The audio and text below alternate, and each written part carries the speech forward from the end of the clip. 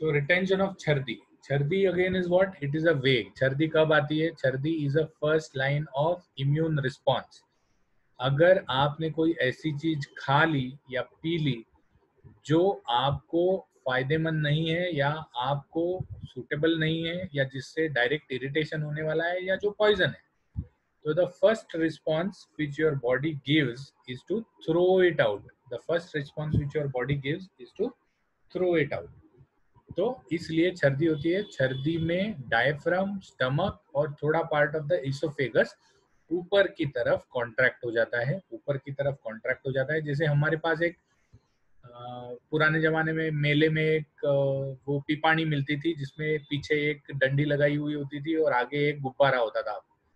तो उस गुब्बारे में जब हम हवा भरते थे तो गुब्बारा फूल जाता था, और जब गुब्बारा मतलब उस पे से हम उंगली हटा देते थे तो पे आवाज आके गुब्बारे में से हवा निकल जाती थी। तो सिमिलर समथिंग हैपेंस इन छर्दी, जिसमें diaphragm, abdominal muscles, stomach and the distal part of the oesophagus contracts, और जो भी स्टमक के कंटेंट्स हैं, जो भी स्टमक के कंटेंट्स हैं उनको ऊपर फेंकने का कोशिश कर देते हैं।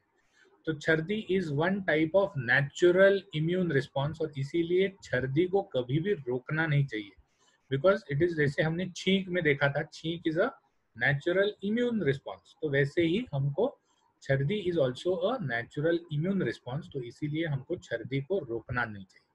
अगर हम छर्दी वेग को रोके या दबाने का कोशिश करें या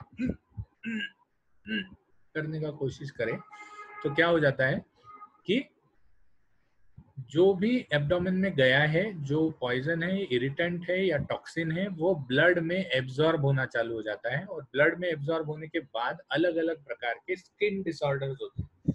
जैसे विसर्प है, विसर्प इज एरिसिपेलस, या कोट है, कोट मतलब बड़े बड़े लाल चकत्ते आते हैं। उसके बाद कुष्ठ है या कंडू है, खुजली आती है, व्यंग है, अलग अलग टाइप का डिस्कलरेशन ऑफ द स्किन हो जाता है। तो ये सब जो है ये छर्दी के रिटेंशन की वजह से होता है।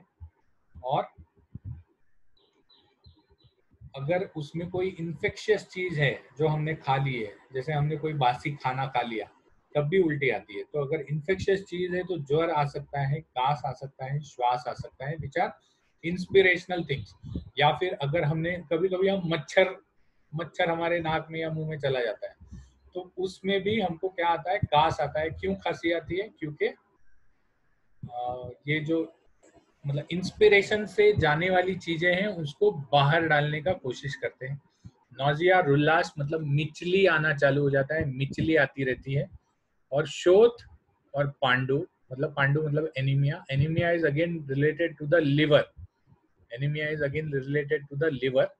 तो अगर टॉक्सिन्स लिवर में चले जाएं तो ब्लड फॉर्मेशन या ब्लड का मेटाबॉलिज्म ठीक से नहीं होता और पांडु आना चालू हो जाता है। शोथ is one of the symptoms which is for which follows pandu, which follows pandu। अब ये लिवर का क्या कनेक्शन है? क्योंकि एब्डोमिनल एब्जॉर्प्शन जो है वो सबसे पहले एब्डोमेन से निकला हुआ ब्लड सबसे पहले लिवर में चला जाता है, because liver is the toxin. तो बॉडी में टॉक्सिन रिमूवल, तो बाकी के बॉडी में सर्कुलेट नहीं हो, बाकी के बॉडी में सर्कुलेट नहीं हो, इसके लिए लिवर में वो चला जाता है और लिवर में वो टॉक्सिन्स रह जाते हैं, और वो टॉक्सिन जो है वो ब्लड को मेटाबोलाइज होने में तकलीफ कर देते हैं। तो अब छर्दी वेग के रिटेंशन में क्या क्या करना चाहिए? छर्दी वेग के रिटेंशन में होने वाली चीजों से क्या क्या करना चाहिए? एक है गंडूस, गंडूस मतलब मुंह में कोई दवाई पकड़ के रखो। धूम, धूम मतलब धूमपान करो।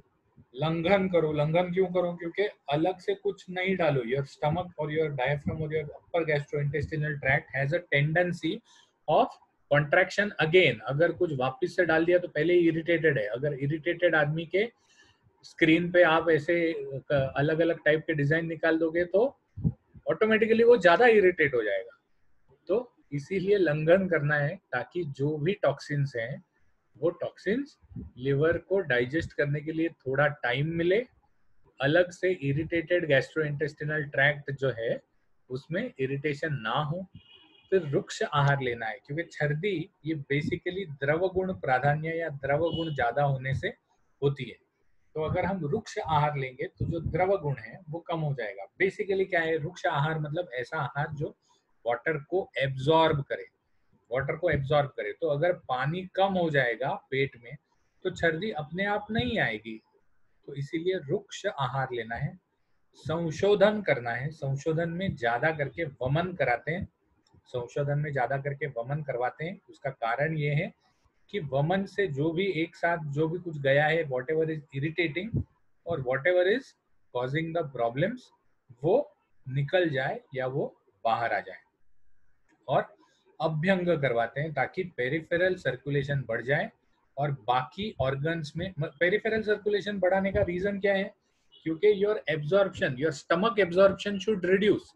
ब्लड का मात्रा वही होता है, ब्लड का मात्रा वही होता है। तो अगर ब्लड एब्डोमेन की तरफ ज्यादा जाके एब्जॉर्प्शन में लग जाए तो टॉक्सिन ज्यादा एब्जॉर्ब हो जाएंगे। इसीलिए अभ्यंग मतलब शरीर पे ऑयल मलते हैं ताकि peripheral circulation, the abdominal circulation should go to the periphery, ताकि एब्जॉर्प्शन का रेट कम हो जाए।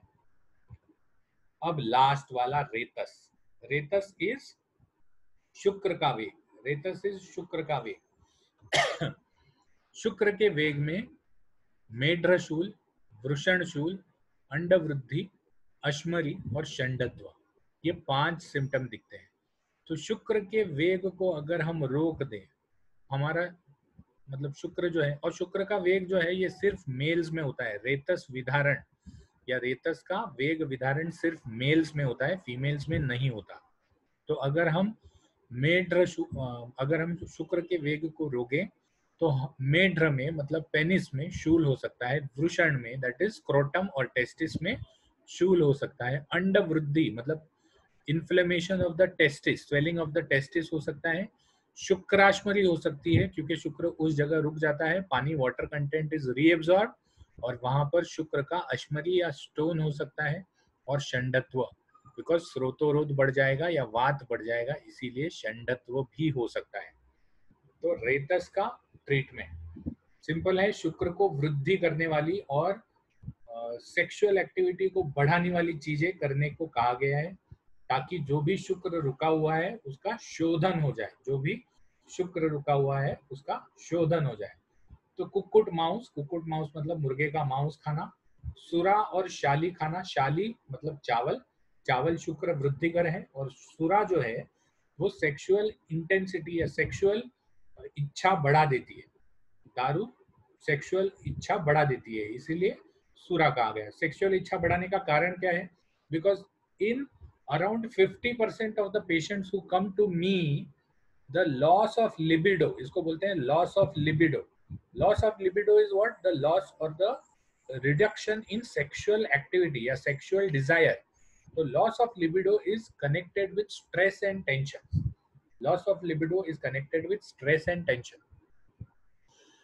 जो लोग पहली बार मैथुन करते हैं यूजुअली हनीमून के टाइम पे, तो हनीमून के टाइम पे बहुत सारे honeymooners they go to the sexologist and they will say that मैथुन ज्यादा समय तक नहीं चलता या मैथुन होने के पहले ही शुक्र का स्खलन हो जाता है, that is ejaculation occurs before the मैथुन। तो ऐसे कोई मेरे पास पेशेंट आएंगे तो मैं उनको बोलता हूँ भाई मैथुन करने के टाइम राम का नाम लेना। तो राम का नाम लेने का मतलब क्या है कि you should not focus too much on your sexual desire. आप अगर आपके स्ट्रेस और टेंशन को अलग कर दोगे, स्ट्रेस और टेंशन को अलग रख लोगे तो मैथुन ज्यादा देर तक चलेगा। उसके बाद बस्ती दे सकते हैं। बस्ती ये वातग्न है और स्पेसिफिकली वात का जो स्थान है वहां पर जाके काम करने वाली है, which is the lower pelvis. तो वहां पर काम करने वाली है, इसलिए बस्ती दे सकते हैं। अभ्यंग और अवगाह भी दे सकते हैं। अभ्यंग मतलब बॉडी मसाज, अवगाह मतलब टब बाथ।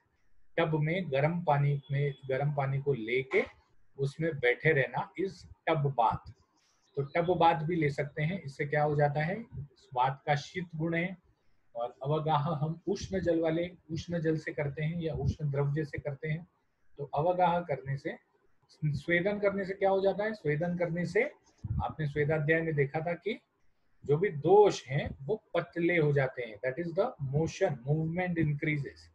तो इसीलिए अवगाह भी फायदेमंद होता है। सिद्ध दुग्ध जो है, दूध पहले ही हमको पता है कि दूध वृक्ष है, ऊपर से हम वृक्ष चीजें अगर उसमें डाल के दूध सिद्ध करें तो उस योगवाही होने की वजह से उसकी पावर बढ़ जाती है दूध की। और इसीलिए हमने पिक्चरों में देखा है कि जब हनीमून होता है तो जो फीमेल या जो ब्राइड ग्रूम होती है वो रूम में क्या लेके आती है, दूध का ग्लास लेके आती है, राइट। तो दूध जो है वो वृक्ष है, वृक्ष होने की वजह से भी शुक्र वृद्धि हो जाती है और शुक्र का शोधन हो जाता है। Last but not the least, शुक्र वेग को रोधन या अवरोध करने का जो भी सिम्टम्स या लक्षण आते हैं उसकी ट्रीटमेंट में हम मैथुन कर सकते हैं। मैथुन कर सकते हैं। मैथुन करने से शुक्र का अवरोध होके जो वात बढ़ा हुआ है शुक्र का शोधन हो जाता है और वात को वापस से एक्टिव हो जाने के लिए जगह मिल जाती है, स्रोतस खुल जाते हैं। अब सेकेंड लास्ट स्लाइड शायद, ये धारणीय वेग।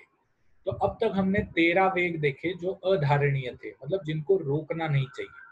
तो धारणीय वेग कौन से हैं, किन वेगों को रोकना चाहिए, ये भी हमने शुरुआत में ही डिस्कस कर लिया था कि जो भी वेग मानस वेग है, जैसे काम, क्रोध, लोभ, मोह, मद, मत्सर, ईर्ष्या, द्वेष, ये सब जो है इसमें से 6 को तो षड रिपु कहा गया है। षड रिपु मतलब 6 दुश्मन, काम, क्रोध, लोभ, मोह, मद और मत्सर, ये जो 6 हैं इनको तो दुश्मन कहा गया है। तो इनको हमको दूर रखना चाहिए, इनको हमको दूर रखना चाहिए। लोभ को, मोह को, द्वेष को, क्रोध को, ईर्ष्या मतलब जलन, और मद, मद मतलब प्राइड, फॉल्स प्राइड का मतलब है मद, अरे मैं तो बहुत बड़ा आदमी हूँ, तो दैट इज मद। मद मतलब false pride. Thank you so much for removing that. तो मद को आपको, मतलब ये 6 रिपु और द्वेष, ईर्ष्या और मद, इनको रोक के रखना चाहिए।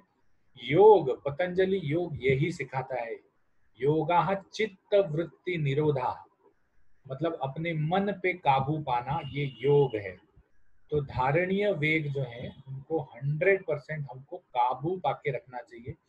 क्योंकि आज ही सुबह मैंने व्हाट्सएप पे पढ़ा था कि सुख होना हमारे हाथ में नहीं है, लेकिन सुखी रहना हमारे हाथ में है। अगर हम दूसरे की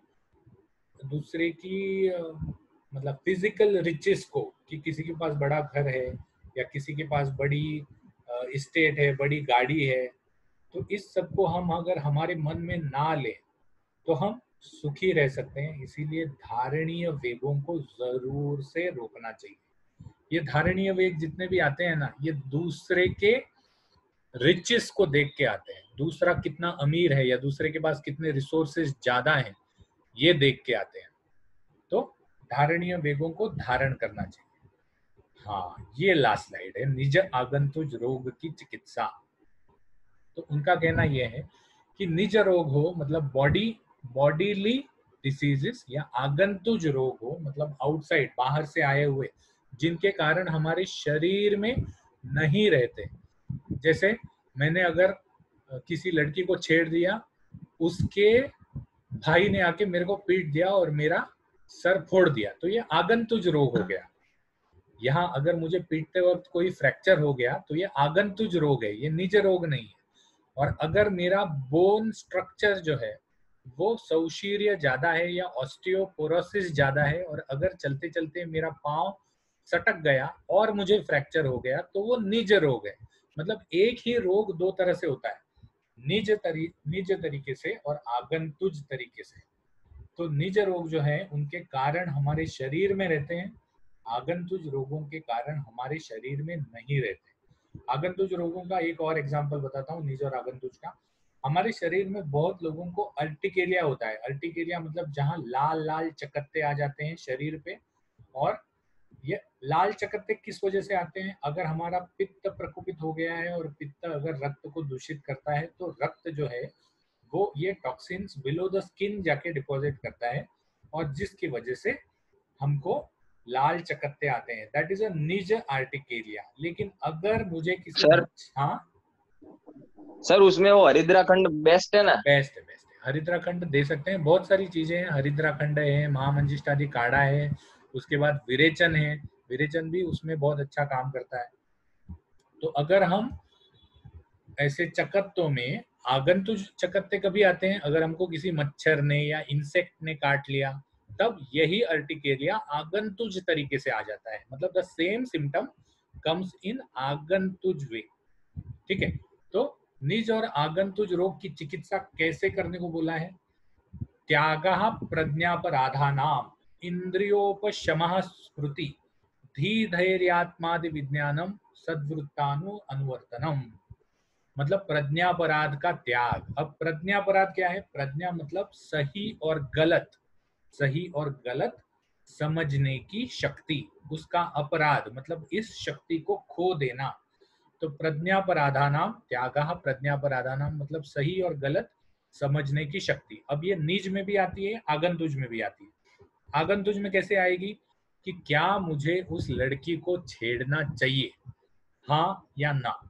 तो अगर मैंने छेड़ दिया तो वो प्रज्ञापराध हो गया, प्रज्ञापराध। निज व्याधि में कैसे आएगी कि मुझे डॉक्टर ने मीठा खाने से मना किया है और मैं 2-2 रसगुल्ले खाऊं। आप लोग सोच रहे होंगे ये आदमी इतना पेटू है कि इसको रसगुल्ले के बाहर कुछ सोचता ही नहीं है, हर एग्जाम्पल इसका रसगुल्ले से चालू होता है।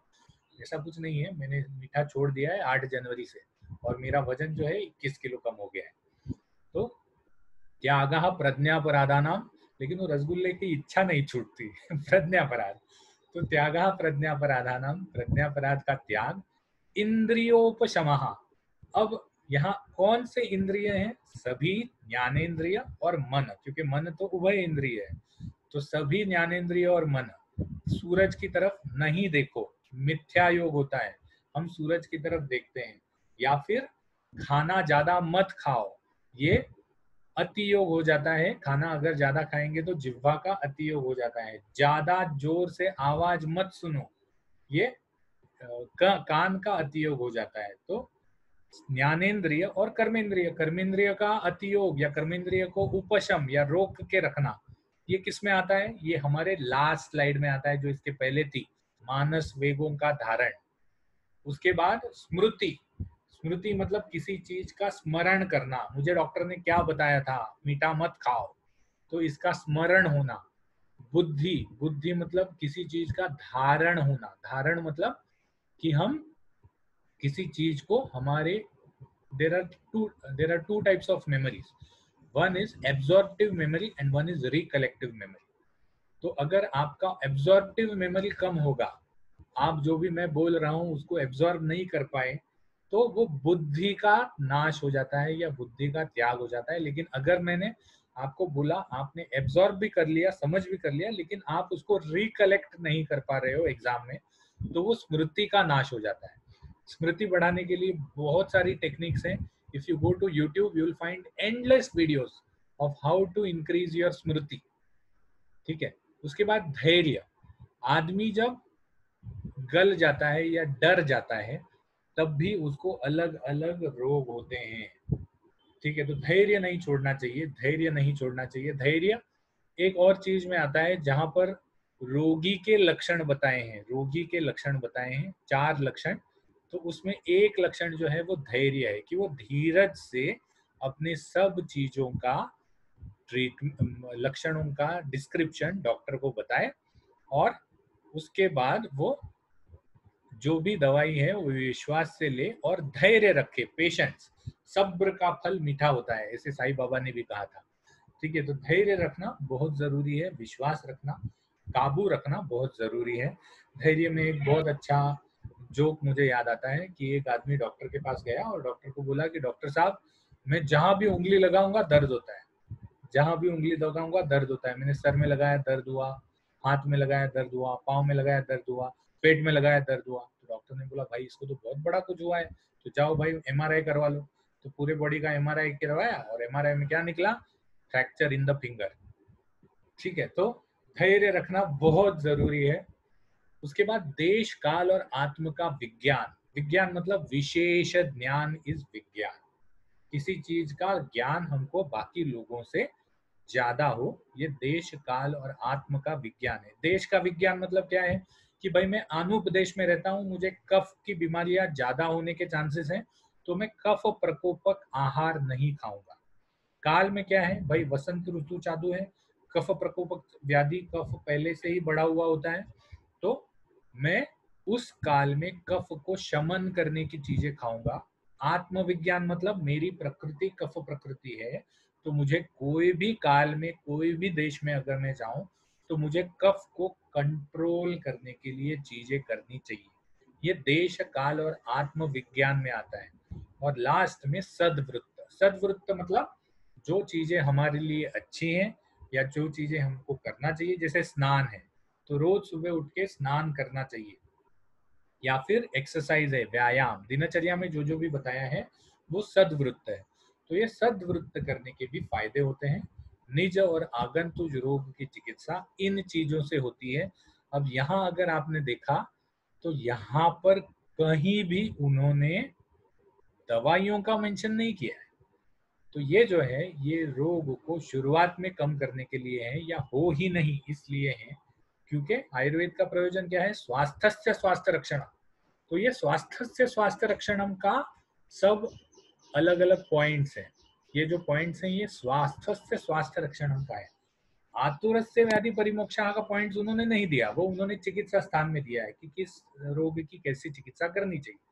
और जब आपके पास आतुर आता है तो इसका ये मतलब है कि या तो उसने प्रज्ञापराध किया है, या तो वो इंद्रियों को उपशम नहीं कर पाया है, या उसका बुद्धि और स्मृति वीक है, धैर्य। तो we have to take in account कि इसमें से एक कारण तो ऑलरेडी है उसमें। तो जब हम पथ्य बताते हैं, जब हम अच्छी चीजें या व्हाट टू फॉलो बताते हैं, तो उसमें इन सभी चीजों का ध्यान रखना जरूरी है।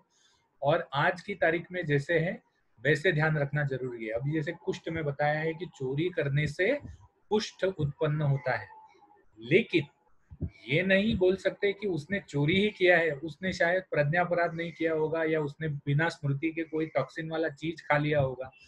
तो ये भी रीजन हो सकते हैं। तो आप सभी चीजों को एक साथ मत करना, प्रैक्टिकल एडवाइस देना। मतलब ऐसा एडवाइस मत देना कि भाई ये दवा जो है ये दिन में 3 बार खाओ और चोरी मत करना। हाँ, तो ऐसा बोलना गलत है।